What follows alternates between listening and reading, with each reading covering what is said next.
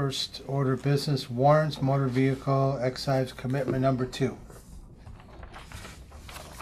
So if anyone did just receive an excise bill, this would most likely be from commitment 2 that just came through.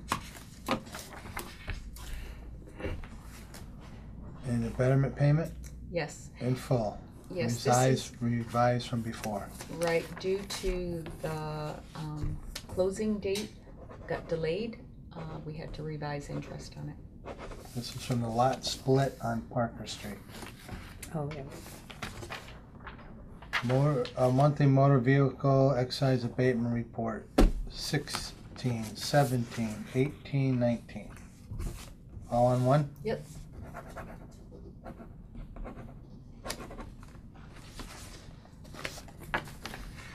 And fiscal 19 monthly real estate exemption report for the month of March. So you're signing on the last page, but here's the totals on the page before, just in case Okay. if you needed that. Oh, I see. Then you'll flip it over. Yeah.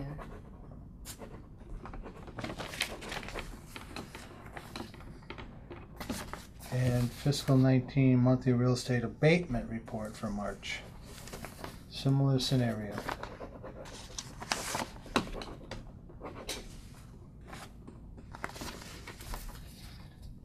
And for all those, a notice of commitment to accounting. For $241,870.11. This is what's in Maryland's bank account. Oh, yeah, thank you. Needed that. And the LA3 sales report for March. So since neither of our computers are Yep. working, Maryland, Oh, okay, you're good. well, you've looked at these, Diane? I have reviewed them. There are the ones that I see that are above the assessment to sale ratio, the high end, I don't have any information on. Ones that are on the low end, a lot of them have been refurbished or flipped, but they're just all over the place this month. So the X's you don't know about, you're saying? They're the high ones. Right.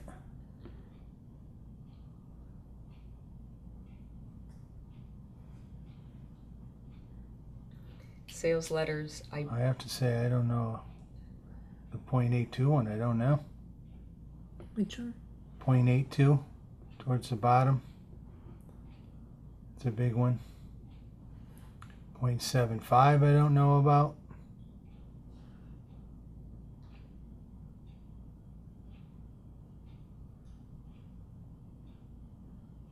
I would, a little bit of me thinks that the .96 one will, I mean, that was a foreclosure purchase, and I think he's making that part of his subdivision. development. Yeah, I do think believe you're that's- right. I think that would, I mean, it's a good ratio, but I think it's, But this person purchased it for a lot less from the foreclosure Yeah. than this I person know. purchased from him. And I don't believe anything was done. I do believe it was just a property, a piece of real estate that was needed to build yes, I agree. the I know all, development. I know all about this purchase Mm-hmm. from our buddy. So, I don't know how he did it. That's all I got to say. It's amazing. Mm. And Any questions on LA3, Bill?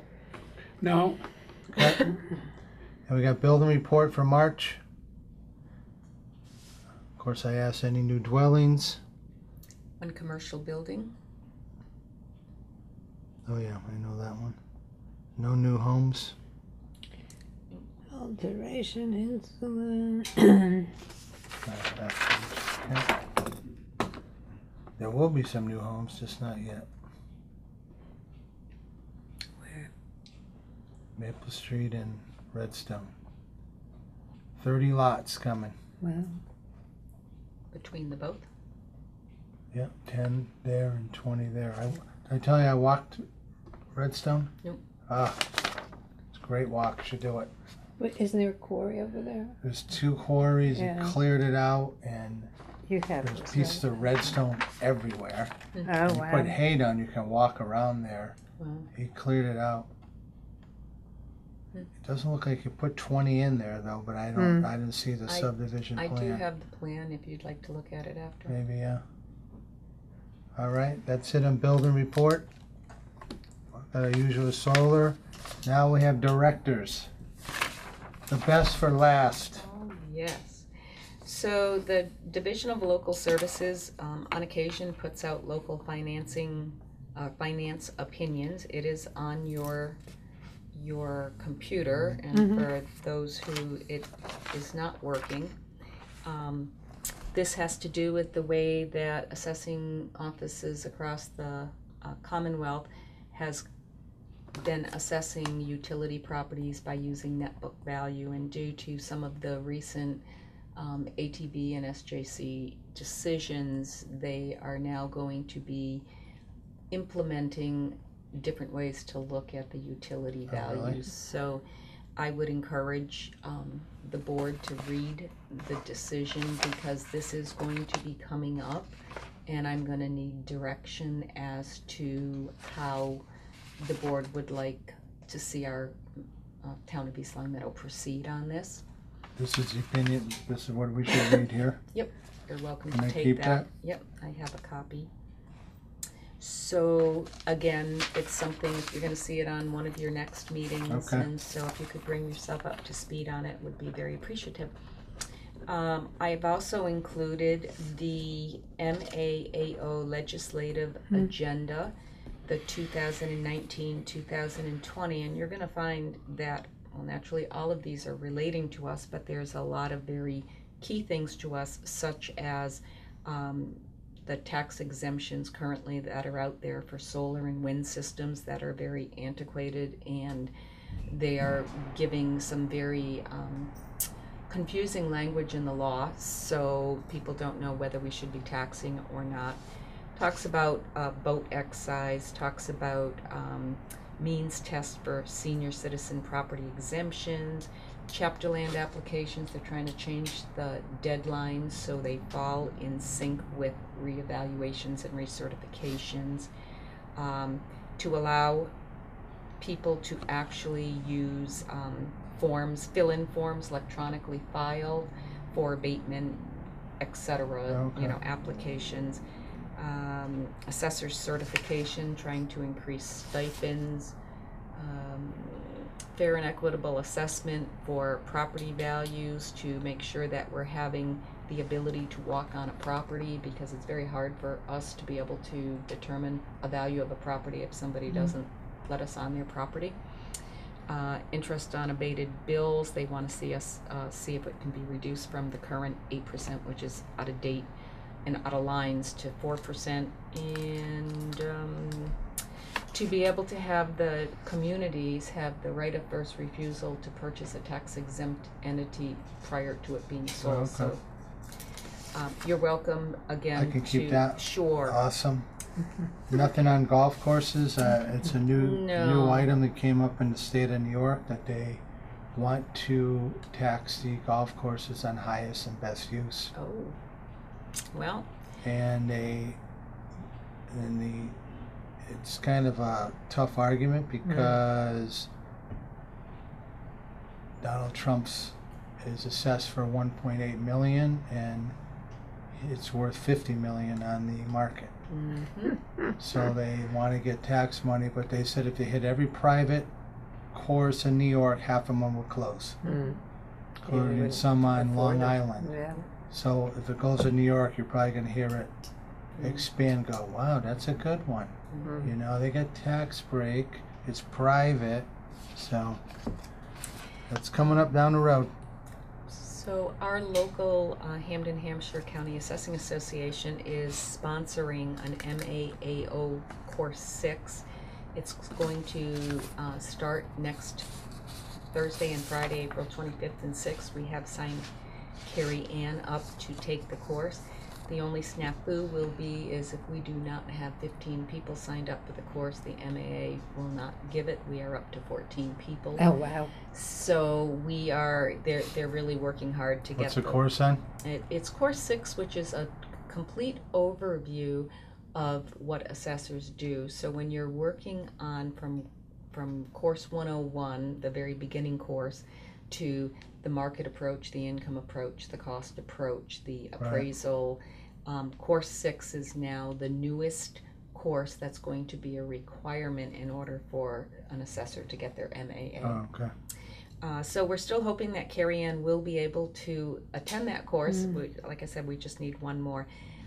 The association, the memberships, they being out in the western part of the state, they really want to have courses out our way. We took surveys. Right. We got all these Oh, people boy. who said, I want to go, and now push comes to shove, and it's like, okay. Yeah. Oh, so you want Maryland to take it? Is that what you're hinting at? Well, you know, William? if we had more staff, I would have taken the course myself, because it's one I have not taken. But What about Linda? she is still working on her MAA, Okay. so she's like, that will be like one of the last courses that she would be taking. So going on to tomorrow, there's going to be a webinar for the local assessment workshop for certifications and also any changes for interim adjustments. So I will fill the board in on anything, any new information I get. And our Vision version 8 upgrade, their Vision is now hosting webinar and educational programs at their Hudson office. I did attend on the 27th for a one-day workshop, and I also just recently watched end of the year process, even though it wasn't end of the year, but how to finalize a fiscal year in our software. There are a list of issues or little bugs that I've discovered since we've got our new software in, and Vision is working on the issues.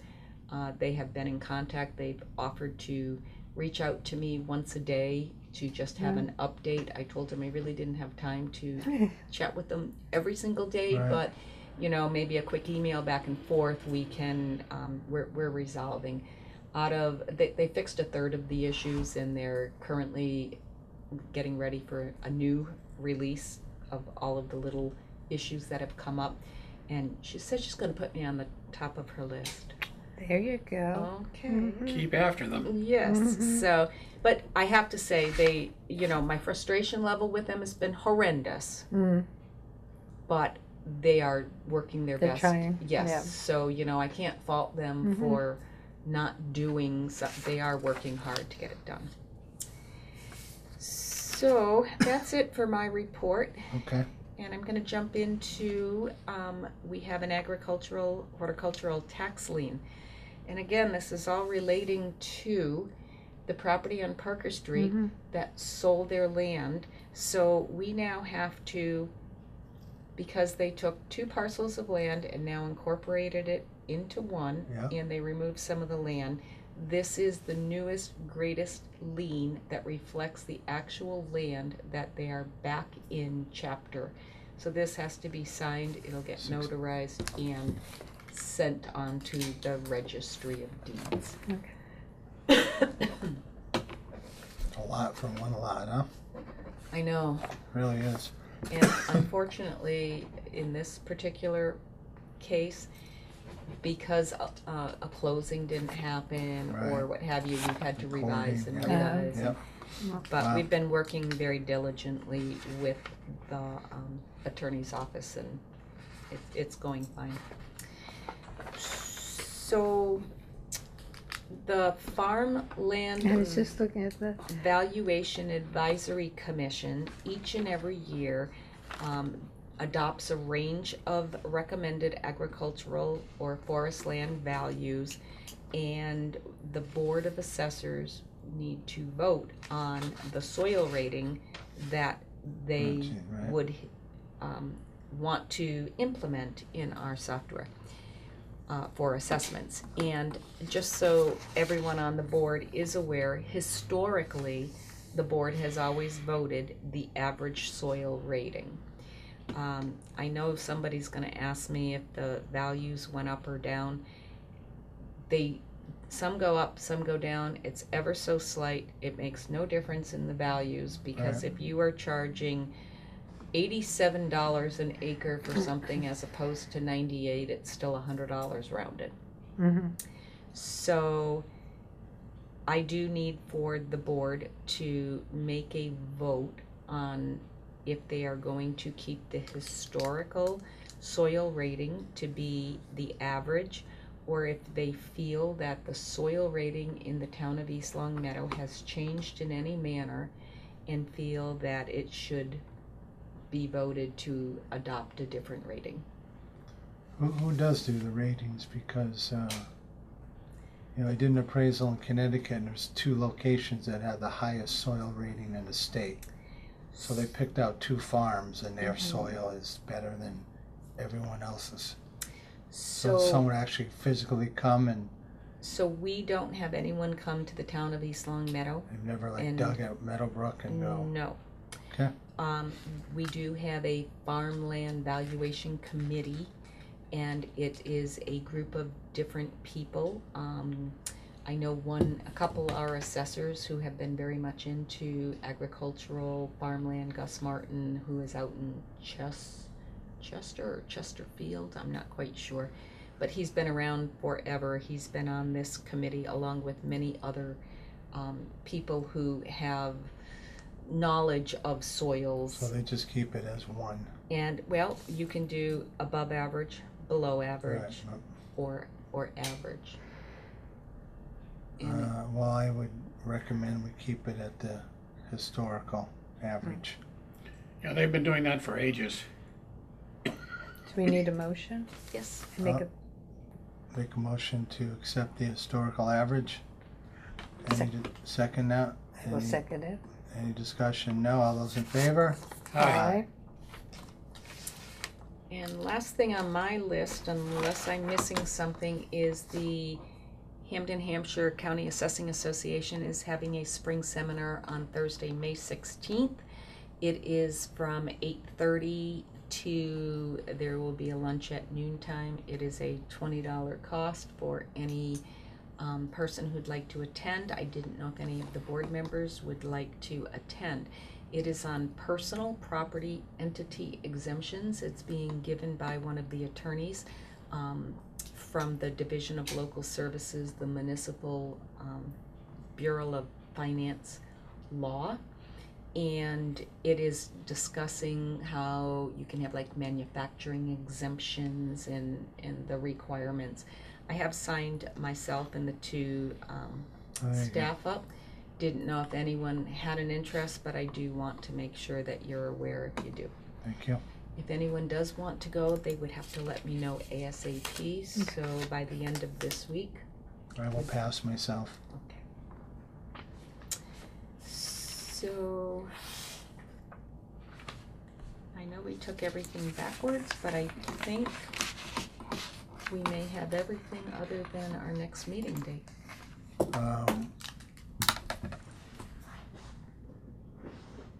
Next meeting will be for the higher end abatements. Uh, Nothing concerning. By May 1, we need to have the last of our abatements done or take no action. Right. May 1 is Wednesday. April 30th is a Tuesday. So yes to that. Yes to The April 30th? 30th or May 1. I thought you wanted it done by May 1. Well, by May That's 1. the next day. Yes, I know. By May 1 is the date we can no longer, up to May 1, we can take action. We have 90 days to take action. Okay. But I mean, if we meet on that Tuesday, that's all right to, Mhm. so is that all right? We'll Sure. wrap those up. Sure. Okay. 2 weeks, we'll be meeting. April 30th it is. April 30th, Okay. 4:30. 4:30. Okay. 4:30, Kelly. All right. I make a motion to adjourn open session, and we will not go into executive session, and we will not be returning from this meeting. All those in favor? Hi. Aye. Aye.